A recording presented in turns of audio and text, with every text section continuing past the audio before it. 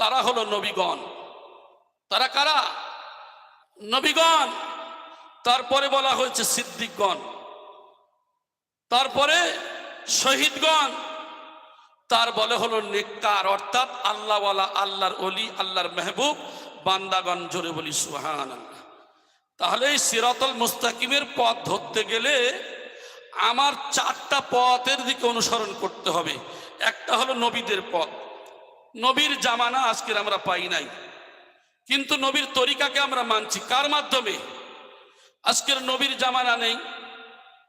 এই যে সাদিকিনদের জামানা, সাহাবাদের জামানা, শহীদদের জামানা আজকের আমাদের নেই। আমরা পাচ্ছি কাকে?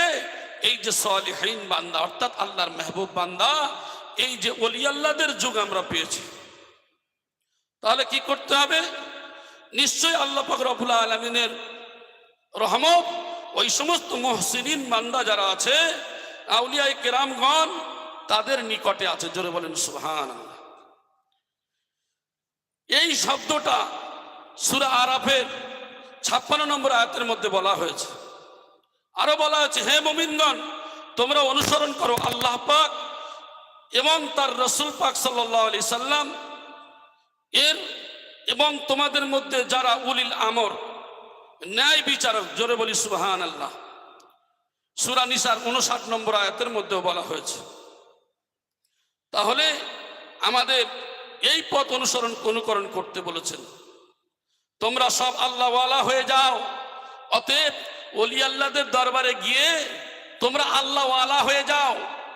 আল্লাহর হুকুম মতো যদি চলে, নবীর তরিকা অনুযায়ী যদি চলে, সাহাবায়ে কেরামদের অনুকরণে যদি চলে, এই সত্যবাদী আপনার শহীদগণদের অনুকরণ করে যদি চলে, আউলিয়ায়ে কেরামদের অনুসরণ করে চলে, এরাই হলো কি? এরাই সেই সমস্ত ব্যক্তি যারা হলো আল্লাহওয়ালা। জোরে বলি সুবহানাল্লাহ। এই জন্য করে হুজুর কেবলা প্রায় রবিবারই একটা কথা বলেন, বাবা এই দরবারটা হলো কি? ওলি আল্লাহ বানানোর কারখানা। ওলি আল্লাহ বানানোর কারখানা। এখানে কোন মানুষ কি রূপে আছে আমাদের জানা নাই, আমরা কিছু বুঝি না। একটা মানুষ সে কেমন ভাবে আছে, কিভাবে আছে, আমরা কি করি? অনেকে একটা মানুষকে এই যে আমাদের যে মৌজুদা মাস্টার সাহেব দিনেশ্বর হুজুর কিবলা দামাত বারকাতুম মাদ্দাজুল আলিয়ার একটা কথা, হুজুর যখন মজলিসে বসতেন, অনেক পীর ভাইরা আসতেন, তখন এসে বলছেন, আরে এখানে জায়গা হবে না, এখান থেকে উঠে যান। হুজুর কিছু বলতেন না, উঠে অন্য জায়গায় বসতেন। সুবহানাল্লাহ বলে। আবার বলতেন, এখানে জায়গা নেই, যেটা আমাদের হয় স্বাভাবিক, যেখানে বসার জায়গা নেই, আপনি এখান থেকে সরে যান। কোনো কথা না বলে তিনি সরে যেতেন। দেখেন, ওলি আল্লাহদের চেনা বড় কষ্ট। কেউ কাউকে দাম দেয় নাই।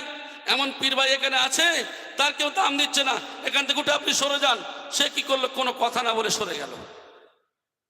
দেখেন, আমাদের মধ্যে থেকে আজকের আল্লাহ পাক রব্বুল আলামিন তাকে কবুল করিয়ে নিয়ে আজকের ওলি আল্লাহর দপ্তরে নাম লিখিয়ে দিয়েছেন। সুবহানাল্লাহ। আমরা নিজেরাই তো আজকের চিন্তা করে দেখি নাই, ফিকির করে দেখি নাই। তো আমরা যাদেরকে তুচ্ছ মনে করি, ছোট মনে করি, অনেকেই হেয় মনে করি, আসলে দেখা যায় সে আল্লাহর কাছে একজন মনোনীত বান্দা হয়ে গেছে। সুবহানাল্লাহ। মনোনীত বান্দা হয়ে গেছে। বরং মনে করতে হবে, আমার জীবনে আমি কি ইসলাহ করলাম, আমি এখানে এসেছি নিজেকে কি পরিবর্তন করলাম। হুজুর কিবলার কথাগুলি তো আমরা হিসাব করে চলি না, যে বাবা বৃদ্ধ মানুষদের ধাক্কা দেবে না, তাদের একটু বসার জায়গা করে দেবে, যে কথাগুলো বলেন, আমরা তো এগুলো কোনো গুরুত্ব দিই না। অথচ আমরা বলি সামিঈনা আতানা, শোনো আর মানো, শোনো আর মানো, কিন্তু আমরা কোথায় শুনি ঠিকই, কিন্তু মানি না। যতক্ষণ না আমরা মানতে পারবো, ডাক্তার আমার আপনার শরীর অসুস্থ হয়েছে, প্রেসক্রিপশন লিখে দিল, প্রেসক্রিপশনটা ওষুধ না কিনে আমি আপনি যদি ঘরের তাগে তুলে রাখি, বাক্সের মধ্যে তুলে রাখি, রোগ সেরে যাবে বলে মনে হয়? তাহলে ওষুধটা কিনে প্রেসক্রিপশন অনুযায়ী ওষুধ খেতে হবে। সারানোর মালিক আল্লাহ। এখন মুর্শিদ বলেছেন যে বাবা রুহানি চিকিৎসক, রুহের চিকিৎসা করেছেন, যেভাবে চলতে বলছেন, উঠতে বসছেন, বলতে বসতেন, এগুলো সব রাসূলুল্লাহ সাল্লাল্লাহু আলাইহি ওয়াসাল্লামের তরিকা অনুযায়ী। এখন আমরা কি করছি? সেগুলোকে আমরা শুনছি বটে, আমরা কানে নিয়ে ওখানেই ঝেড়ে দিচ্ছি। পরিবর্তন নাই, কোনো পরিবর্তন হচ্ছে না। এই জন্য করে ওলি আল্লাহদের কথাকে শুনতে হবে।